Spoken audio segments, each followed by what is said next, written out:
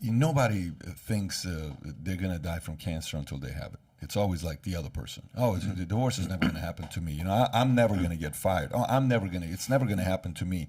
America, it's never going to happen to America. There's no way to happen to America. What are 5 signs before something goes that way? That's the real question. Like, what happens to a nation that was a democracy, that was a republic, that led to the fall of that empire? What are a handful of things? Well, let me tell you, I think in my view, the biggest sign is when reason leaves the public discourse. And unfortunately, there isn't that much left anymore. And go back to critical thinking, We're being manipulated like crazy. And, are we ourselves immune?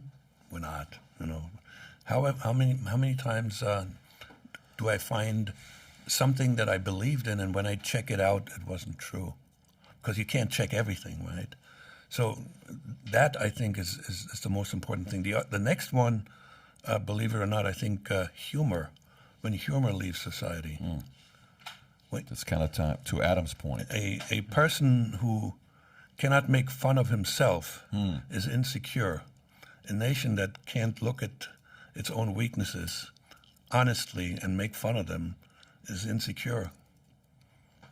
But can't we also point to what's happening in Russia right now as actual case example of where authoritarian regimes start to take over? Because Russia was, marketed as a democracy after the fall of the USSR. Yeah, they had elections, let's put it this way. Yeah, elections. 90% voted for Putin. A lot of air quotes going on if you're not watching this. But here's some of the stuff that CNN covered on CNN Politics.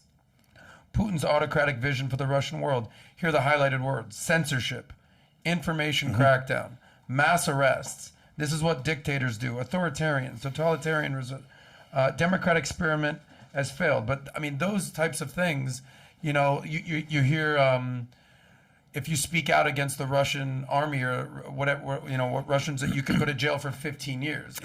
Those are actual examples of where democracy falls. That's right? That's the extreme feature of cancel culture, right? Beyond. Yeah, that's the extreme. We cancel you, not just your ability to speak. Right. 13,000 people arrested on mass arrest. Facebook and Twitter is now down over there. You can't use Facebook or Twitter in Russia. So if you enjoyed this little segment from the podcast, click over here to watch the entire podcast. And if you've not subscribed to the channel, please do so. Take care, everybody.